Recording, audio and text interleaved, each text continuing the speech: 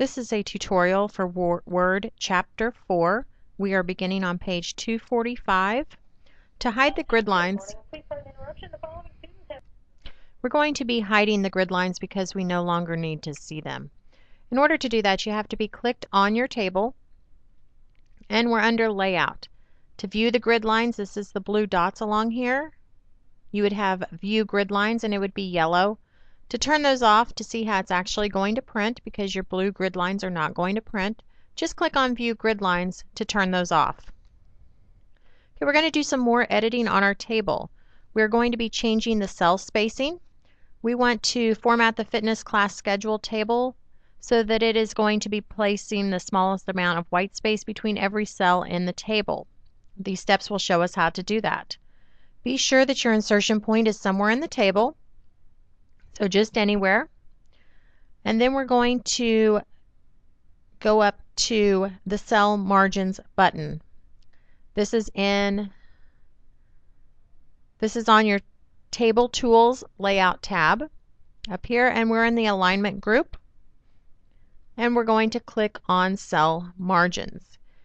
Instead of just moving the lines like we did before, we are going to actually be telling it what we want the margins to be. Place a check mark in the Allow Spacing Between Cells. And we're going to change that from a 0.01 to a 0.02 because we want to increase the cell to increase the spacing. Go ahead and click on OK.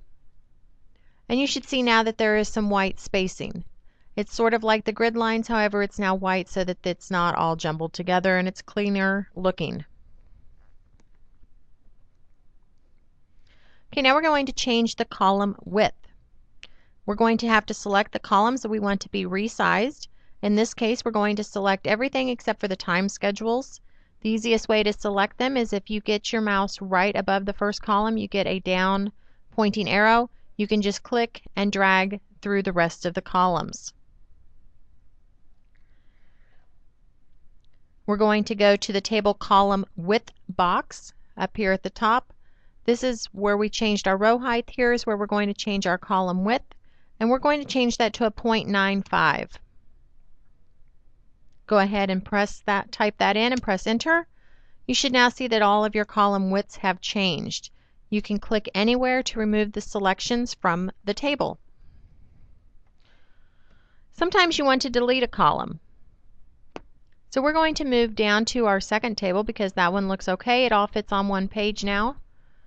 So in our second table, we have our membership plans. And we have this extra column over here. We thought maybe we wanted to add something, but we decided that we did not.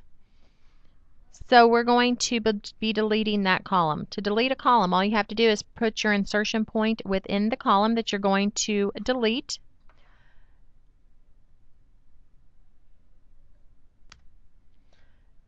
And then up at the top, you're just going to simply hit the delete button. It's going to say, are you wanting to delete this cell, which would just be the one box, delete the column, which is the up and down, delete the row, which goes across, or delete the entire table. In this case, we're going to delete the column we were in. So we will press Delete Column.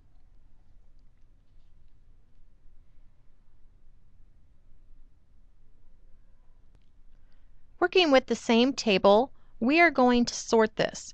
In this draft of the sales proposal, the membership plans are grouped by facility, exercise, aquatics, and gymnasium.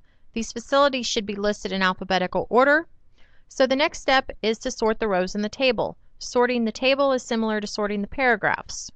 You do not have to do it by yourself. The computer is actually going to do it for you. So in this case, we're going to select the row to be sorted. In this case, the three middle rows where we have exercise, aquatics, and gymnasium. We're going to go to the top to the sort button that has your A to Z, and it's going to come up with a pop-up menu. In this box, it's going to say, how do we want to sort by? Well, we're going to sort by column 1 because this is where our information is located. The information is text, and we're going to be using the paragraphs. We don't have a second sort by option. And so we're going to go ahead and hit the OK button. You can see that our table has been resorted. So now we have aquatics, exercise, and gymnasium, and all the information that went with that heading also was sorted to match it. We'll click anywhere to remove the selection from the text. Earlier we learned how to merge cells together.